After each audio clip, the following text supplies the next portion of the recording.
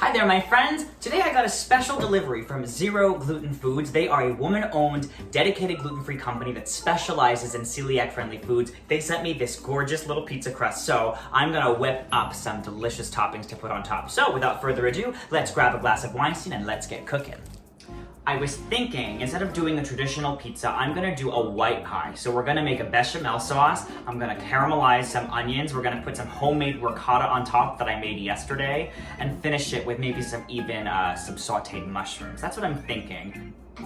I'm gonna get my cast iron preheated so I can throw the onions in when they're all chopped up. And while that preheats, I'm gonna slice up my onion.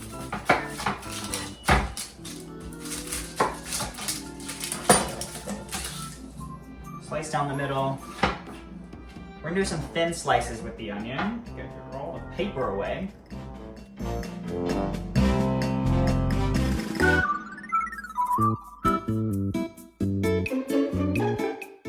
I've got my onions all thinly sliced. Once this is all finished preheated, we'll throw them in, get them caramelizing. All right, I'm gonna throw a knob of butter into my cast iron. Get that all melting down. Need a little spoon. Do you want to come closer? Let's come closer. That's better, right? Can you see me? I've got my butter melted. I'm gonna add my onions to start the caramelization process. And we're gonna cook these over medium heat for several minutes until they get nice and sweet. I love to use my cast iron because it retains heat so well and cooks things in a really even way that a lot of other pans won't.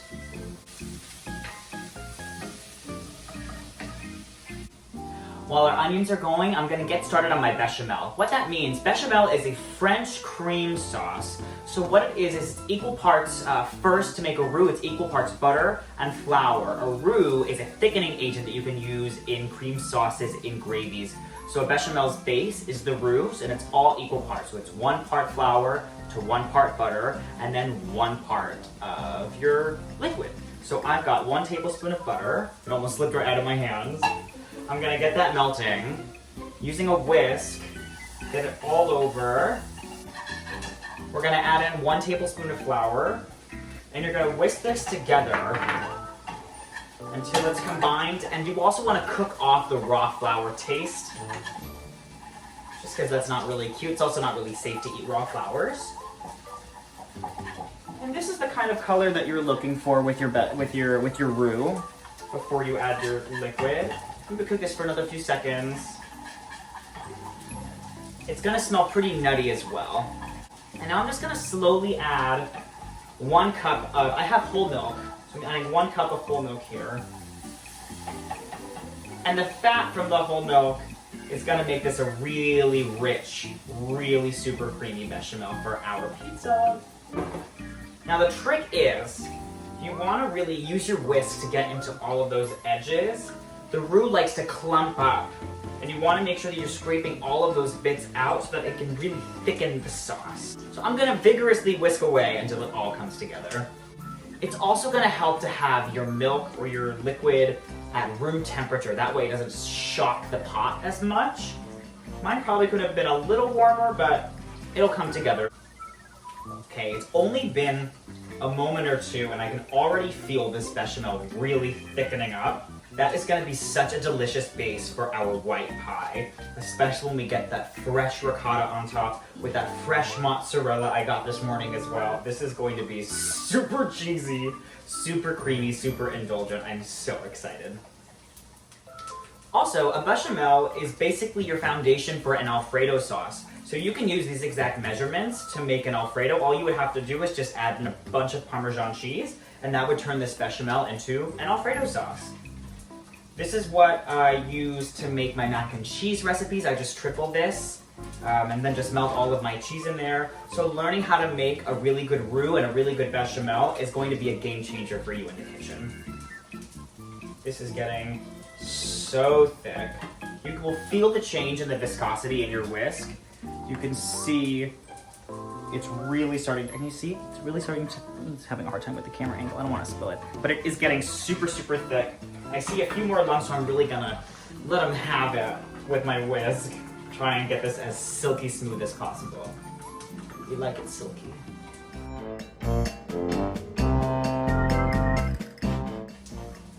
Stunning. See how it coats the whisk? That's what you're looking for. That is stunning. I didn't realize I wasn't in the shot. That is stunning. Don't forget to season your bechamel. I almost did.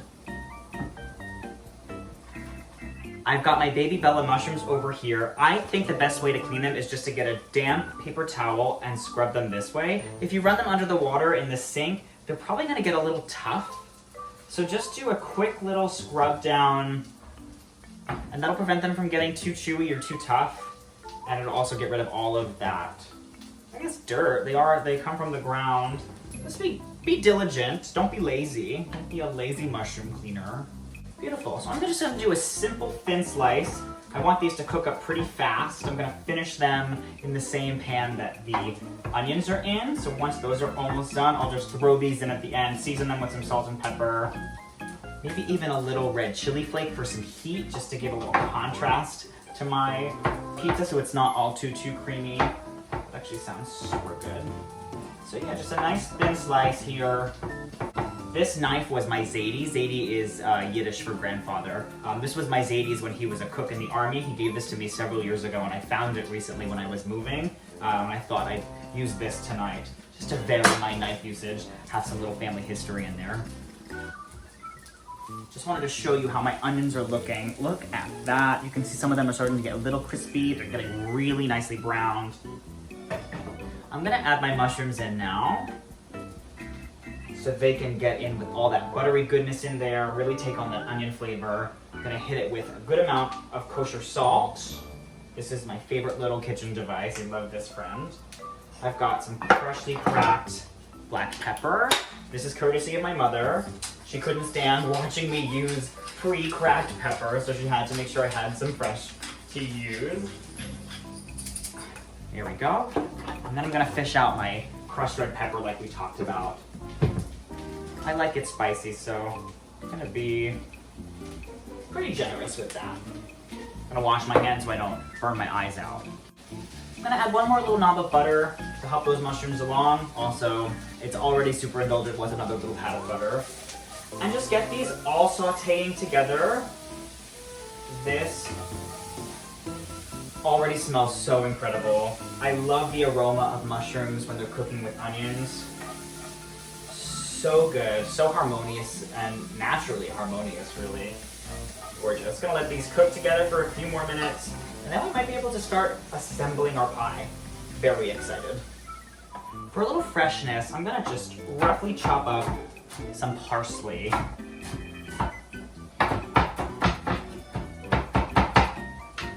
Just add this in, let that cook down. Maybe save some for garnish for later. We love a garnish. That's gonna be nice. While this is finishing up, I'm preheating my oven to 475 per the instructions. This pizza should cook up really quickly.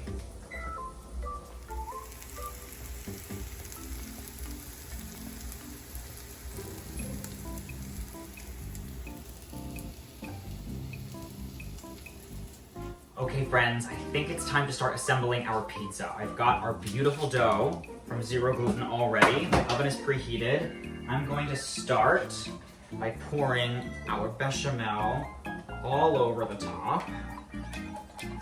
Again, it's a white pie, so we're gonna want this to really be like a tomato sauce and get that all over our pie.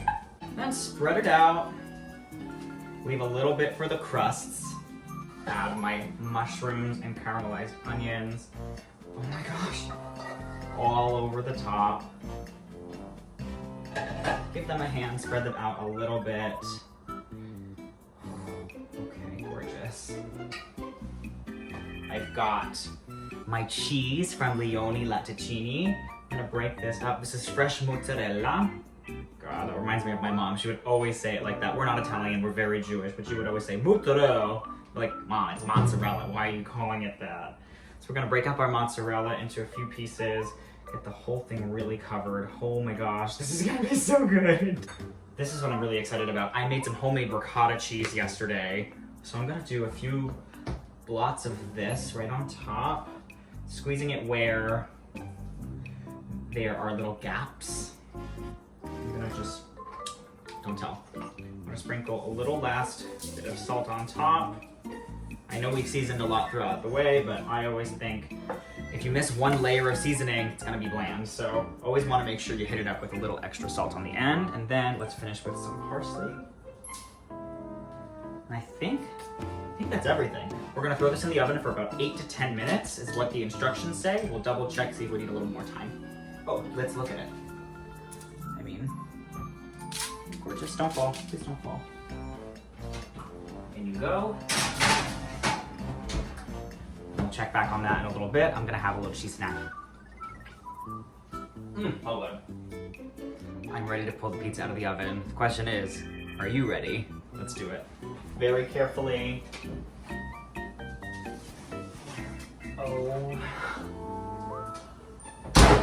Oh my goodness. Can you even, I'm gonna give you a close-up, 1 second. Ow, I burnt myself. Look at her. She is très magnifique. Molto bene. Wow. To finish, I'm gonna top with some extra virgin olive oil that's infused with truffle. Just a little drizzle on top, just to give this the final finish it needs. I cannot wait to dig into this. Okay, moment of truth.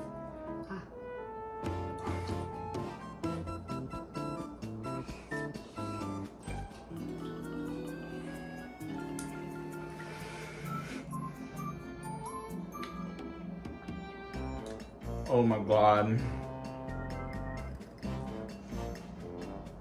Oh my god. Wow. Yeah, you gotta excuse me. This is gonna get intimate. Oh my god.